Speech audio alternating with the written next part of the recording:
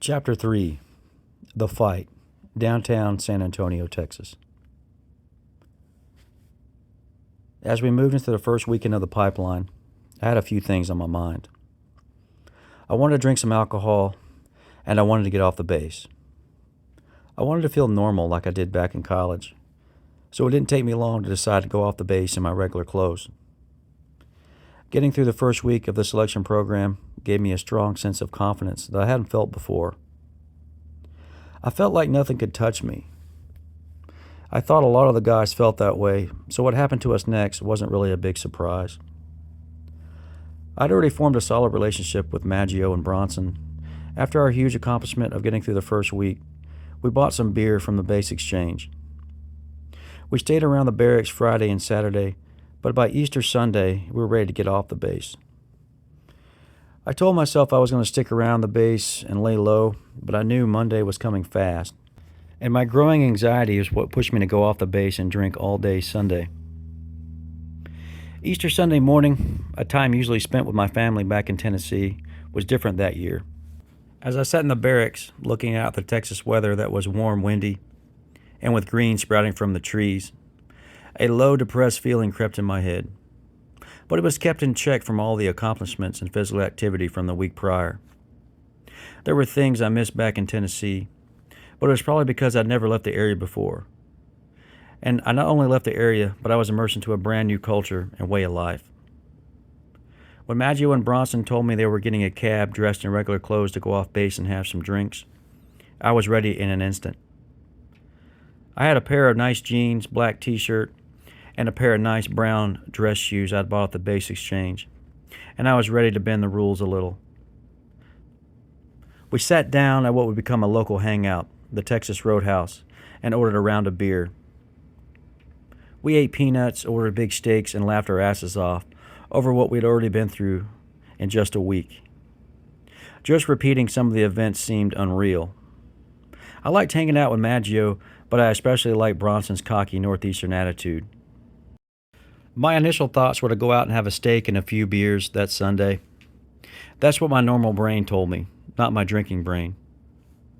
In college, I was the one who didn't want the fun to end. I wanted to continue drinking and not think about the future. I wanted to continue the drinking and go somewhere else after we were done there.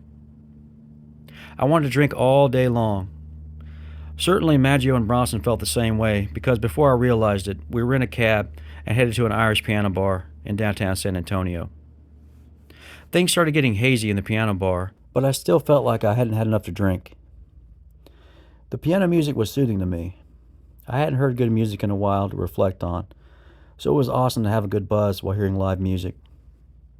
We got a few more rounds before being escorted out of the bar. I asked the guy escorting us out what the problem was, and he pointed at Bronson. This guy was throwing peanuts at the piano player, the man said, with a look of irritation. Whoops, so was I remembered. Bronson grinned and let out a crazy laugh I could only describe as a leprechaun. It was high-pitched and sounded completely crazy. As we moved from the loud, crazy bar scene out to the quiet downtown world, people turned to the sound of his crazy laughter on the Riverwalk. A short time later, we were in a cab again, driving to Coyote Ugly, which sounded great to me. Now we could be drunk and look at beautiful women.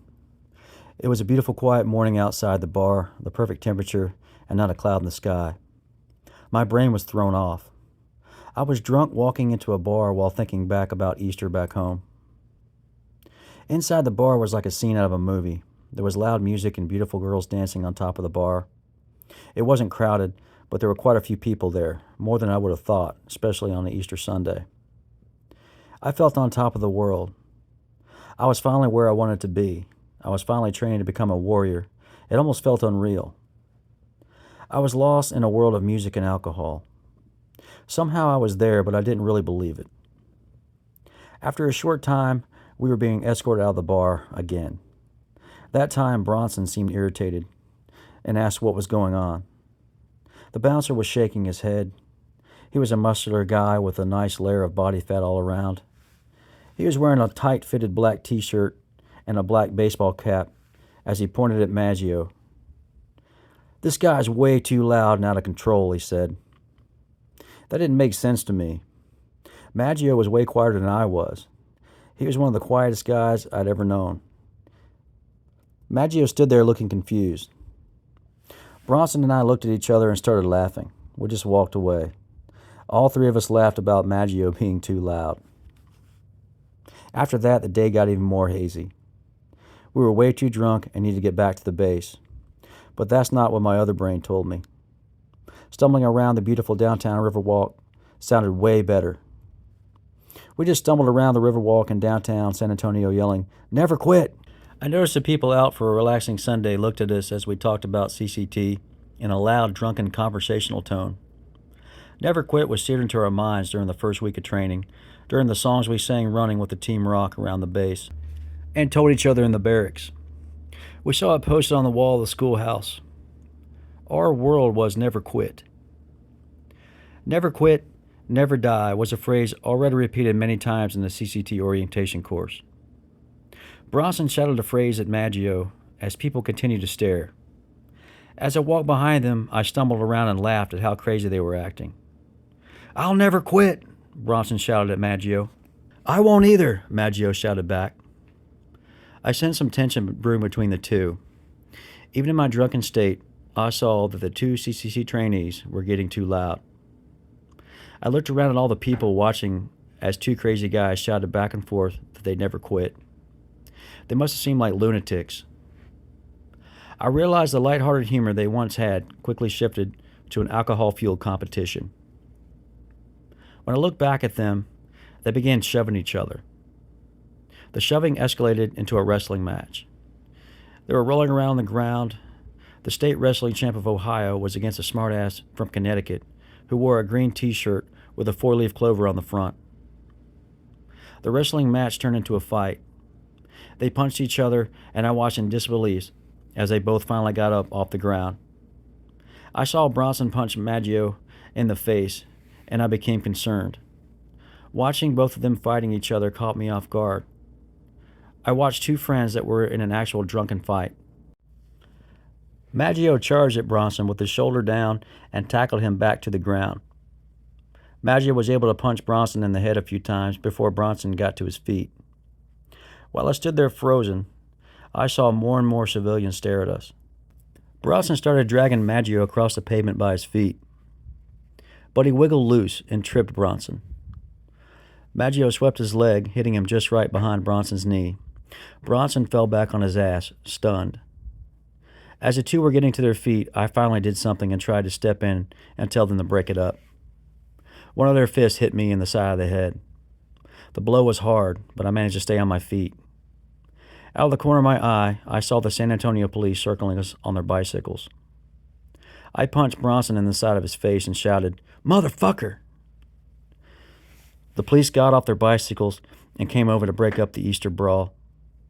Maggio and I stood there. My brain was still trying to keep up with the unfolding events. I immediately began seeing my future in CCT and the Air Force in jeopardy. Bronson took off running down the street. It all happened so fast. When I saw Bronson take off running, the situation seemed like a dream to me. It was hard for my drunk mind to comprehend the situation because 5 minutes before, the day was normal. 4 of the police officers began to chase him down the street on their bicycles. For being so drunk, Bronson ran quite well.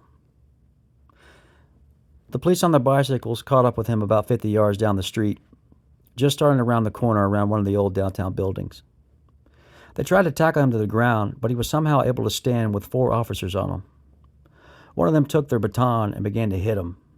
As Bronson fell to the ground, he shouted, "I'll never quit," in a chilling scream. I wanted to run and hide, but I was still frozen. I had worked so hard to get to where I was, but I had thrown it all away. The police brought us together in the middle of the Riverwalk. People stopped and stared around us and talked among themselves. I wanted to hide somewhere. I was trying to make sense of what just happened. The police questioned us on why we were fighting. I looked at Bronson. He had a black eye. Maggio had road rash down half the side of his face from being dragged down the street by Bronson, and he also had a black eye. I had no marks that I could feel on my face, but I felt the pain on the side of my head from Bronson's fist. We stood around looking at each other. Bronson standing there in his handcuffs struck me as funny, but I didn't smile. I couldn't. We didn't have a good answer for exactly why we were fighting. As soon as the police found out we were in the military and combat control guys, they immediately relayed the information over the radio. The downtown was probably routinely invaded by special ops trainees blowing off steam. As the police made contact with the military police, I went through the day in my head. Why did I go off base and drink so much? Why did they have to fight each other? I heard the calls over the radio. Those were calls about me. I was a guy getting into a police car. I was a guy getting into serious trouble while everyone else was watching. Even after all the nonsense I'd done back home, I'd never been arrested. I was scared to death about what was going to happen once the military picked us up. In what seemed like the blink of an eye, the military police picked us up and hauled us back to the base to face our consequences. I had blown my chance to be a CCT. I was so worked up about the situation, I don't remember the ride back. But I do recall when we met our team captain, Captain Lawrence, a stern but friendly, stocky man. The police informed him of what happened. Captain Lawrence was in his white sweatsuit and had just been interrupted. I could not read his face as he listened to the police. Captain Lawrence told the police that we'd be handled in-house, whatever that meant. After the police left, I asked over and over what Captain Lawrence thought would happen. "I don't know, but it won't be good," he said. He looked at me with sympathy. I couldn't sleep that night. I felt judged by the other teammates about what happened. I couldn't blame them. I asked Bronson and Maggio with their beat-up faces what they thought would happen, and they barely spoke about it. They got tired of me asking. I didn't want to go to the schoolhouse in the morning, and I wished I had a time machine. A lyric of a song that was always playing in my mother's car radio repeated in my head. If I could turn back time, if I could find a way, I'd take back. I thought of running away, but that would have made it worse. I tried to let it go, but the day kept repeating over and over in my head. The only positive thing I could think of was that I wasn't the one who actually fought. I had still messed up going off base in civilian clothes. I would be all right. No, I would be in deep trouble, but I would be all right. No, I'd be in really deep shit. Back and forth my thoughts went until I drifted off to sleep that night. The next morning was a mind game because the instructors already knew what had happened. The three of us were ordered to sit in the front entrance of the schoolhouse on the couch, next to the scarlet beret in the glass case, while the rest of the team formed up outside to continue the second week without us. We all three sat on the leather couch together. I could see our team forming up outside on the mats through the glass doors. We sat there in front of the office desk where injured trainees answered the phone. I stared at the red beret in the glass case, a beret that I would never wear because of my dumb mistake. We sat in that room for about 4 hours, and it felt like an eternity. I just wanted some kind of news, even the worst, rather than sit around soaking in uncertainty. I kept glancing over at my teammates' beat-up faces from our adventure off base.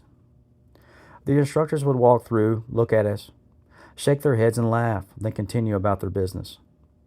Sergeant Sampson walked in, looked at us, and shook his head, looking at the floor. "You guys got into a fight with each other?" "Hoo-yah, Sergeant!" all three of us responded. Sergeant Periente walked in. He had a serious look, waited a few seconds, and then laughed.